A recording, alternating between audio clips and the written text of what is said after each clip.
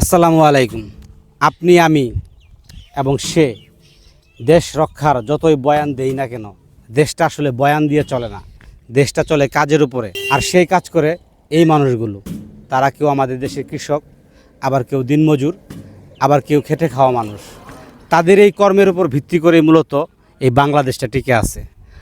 অথচ তাদের কোনো সুযোগ সুবিধা আমরা এখন পর্যন্ত নিশ্চিত করতে পারি নাই।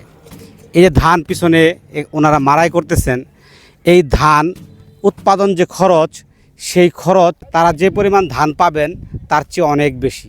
তবুও তারা এটা চাষ করেন ওনারা, কারণ এই ধান ওনারা যদি উৎপাদন না করতেন তাহলে আমাদেরকে আরও অনেক বেশি দামে বাইরে থেকে ধান কিনে নিয়ে আসতে হতো। আমার এই যে বাম পাশে দেখেন এই যে বিল, এই যে মানুষগুলা এই বিলের মধ্যে দেখেন কাজ করতেছে, রোদ বৃষ্টির ঝড় অথবা কোমর পানি, এমনও জায়গা থেকে তারা ধান কেটে নিয়ে আসছেন যেখানে একদম কোমর পানি ছিল, সেখান থেকে তারা ডুবে ডুবে ধান কেটে নিয়ে আসছেন। ঠিক আমি যদি রাস্তায় ডান পাশটা দেখাই, এইখানেও দেখেন, ডান পাশে দেখাও, ডান পাশে দেখেন সেম অবস্থা। দেখেন এটা একটা বিলের মতো, হ্যাঁ, এখানে ওই যে অনেকে ধান কাটতেছে, অনেকে ওই যে ওই পাশটাতে দেখেন। তা আসলে মূল বিষয় হচ্ছে তাদের কিন্তু কোনো আসলে বয়ান নাই, তারা কোনো বয়ান দিতে পারে না। অথচ আমার মনে হয় তারাই কিন্তু আসলে দেশের মূল কারিগর। একটা উদাহরণ দিয়ে বলি, যেমন ধরেন দেখেন এই সময়টাতে রাস্তায় এইভাবে তারা ধান মাড়াই করতেছেন এবং ধান এখানে এই যে আটিগুলা নেড়ে দিয়ে তারা শুকাচ্ছেন, ধান শুকাচ্ছেন। এতে অনেকেই মানে ফেসবুকে পোস্ট দেখি যে এই কারণে অ্যাক্সিডেন্ট হতে পারে, এইটা সেটা, হ্যাঁ, মানে তাদেরকে এটা যে করা যাবে না এরকম একটা জ্ঞান দিয়ে আমরা পোস্ট দেখি। কিন্তু আসলে দেখেন তারা তো নিরুপায়। এই সময়টাতে যে বৃষ্টি চলে আসে তাহলে তারা কোথায় যাবে?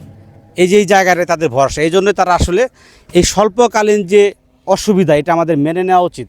মনে রাখতে হবে বাংলাদেশ কৃষি প্রধান দেশ, কৃষি আমাদেরকে টিকিয়ে রেখেছে, কৃষি আমাদের অর্থনীতির মূল চালিকা শক্তি। আর কৃষি যারা করেন তাদেরকে এতটুকু জায়গা যদি আমরা না দিই, আপনার আমার মতো সরকারি চাকরিজীবী অথবা আমলা কিংবা মন্ত্রণালয়ের মন্ত্রী, তারা তো নামে বেনামে অনেক ফ্ল্যাট এবং জায়গা বরাদ্দ নিয়ে বসে আছি, তাদের জন্য কোনো জায়গা কিন্তু বরাদ্দ নেই। আর তারা যদি এই রাস্তাটাতে শুধু একটু ধান শুকায়, সেটাই তাদের অপরাধ হয়ে যায়। তো এইসব বাদ দিয়ে আসুন, আমরা মূল কথা হচ্ছে আমি আপনাদের একটা চিত্র দেখালাম আসলে তারা যে কী পরিমাণ কষ্ট করেন এবং পরিশ্রম করেন। এর আগে যেটা আমি বললাম যে রোদ বৃষ্টির ঝড়, তাদের কিন্তু কাজটা করে যেতে হয়। সময় মতো না করতে পারলে কিন্তু এই যে 3-4 মাস তারা এটার পিছনে কষ্ট করেছেন, সেটা পুরোপুরি বৃথা হয়ে যাবে, ধান যদি নষ্ট হয়ে যায়। তাই তাদেরকে আপনারা সুযোগ দিবেন এবং আমরা সমভাবে তাদেরকে সাপোর্ট দেব, এই হচ্ছে আমার কথা। আর আমি যে জায়গায় দাঁড়িয়ে আছি এই মুহূর্তে, এটা হচ্ছে দেখেন, এটা বানিয়াবাড়ি ব্রিজ, আর এই জায়গার নাম হচ্ছে ঢ্যাঙ্গার গড়, আর এই বিলটার নাম হচ্ছে 7 বিল। তো এখান থেকে আপনাদেরকে কৃষকদের বর্তমান অবস্থা সরাসরি দেখানোর জন্য এই ভিডিওটা করলাম।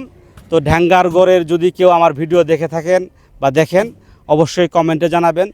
আর ঢ্যাঙ্গার গড়ে এসে আসলে আমার গ্রামটা অনেক বেশি সুন্দর লাগছে, এখানকার পরিবেশ, এখানকার সব মানুষ, সব মিলিয়ে খুব ভালো লাগছে। তো আবারও ইনশাল্লাহ ঢ্যাঙ্গার গড়ে যদি আসতে পারি দেখা হবে আপনাদের সাথে। ভালো থাকবেন, আসসালামু আলাইকুম।